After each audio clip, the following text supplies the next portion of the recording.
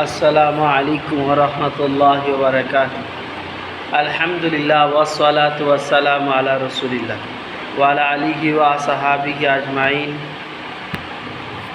যে বিষয়বস্তুর উপরে হাদিস পড়া হবে সেটা হচ্ছে এই যে আমাদের অনেক সময় মন চায় যে ওযু করব না ঠান্ডার সময় স্পেশালভাবে, তো এরকম মন না চাওয়াতেও ওযু করলে কি হবে, বা এমন তিনটে বিষয়বস্তুর উপরে কথা হবে যেটি বান্দাদের গুনাহ মাপ এবং দরজাত সম্মান বাড়ার যে তিনটে আমল সে বিষয়ে আজ কথা হবে। আন আবি হুরায়রা রাদিয়াল্লাহু তাআলা আনহু قال قال رسول الله صلى الله عليه وسلم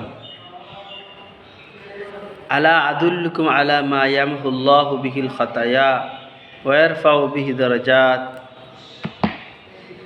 হযরত আবু হুরায়রা রাদিয়াল্লাহু তাআলা আনহু বলছেন যে রাসূল পাক সাল্লাল্লাহু আলাইহি সাল্লাম বলেছেন যে আমি কি তোমাদের এমন আমলের কথা, এমন কাজের কথা বলবো না যেটা করলে আল্লাহ তাআলা তোমাদের গুনাহকে ক্ষমা করে দেবেন এবং তোমাদের সম্মানকে বাড়িয়ে দেবেন।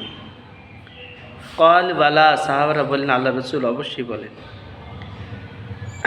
ক্বালা ইসবাগুল ওযু আলা মাকারি, নবীজি বললেন মন চাক বা না চাক ওযু করা, নবীজির সুন্নত তরিকা অনুসারে ওযু করা।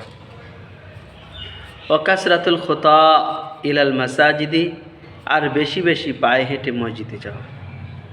ওয়া ইন্তিজারুস সলাতি বাদা সলাহ, আর একটা নামাজ আদায় করার পর আরেকটা নামাজের অপেক্ষায় বসে থাকা। যালিকুম রিবাত ফাযালিকুম রিবাত, রাহুল মুসলিম। নবীজি বলেন এটাই হচ্ছে রিবাত, এটি হচ্ছে রিবাত, এটি মুসলিম শরীফের মধ্যে এসে।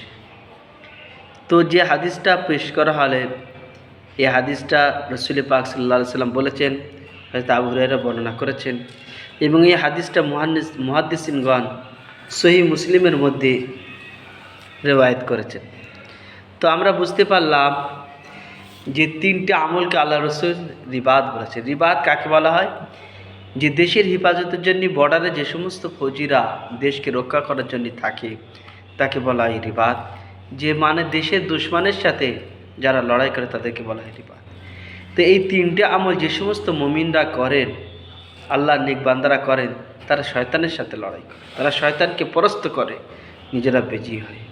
ওই জন্য এই তিনটে আমল যে ইমানদারওয়ালার বান্দার মধ্যে আছে সে হচ্ছে রিবাতের ক্যাটাগরির বিএসএফ, রিবাতের ক্যাটাগরির বর্ডার ফোর্স।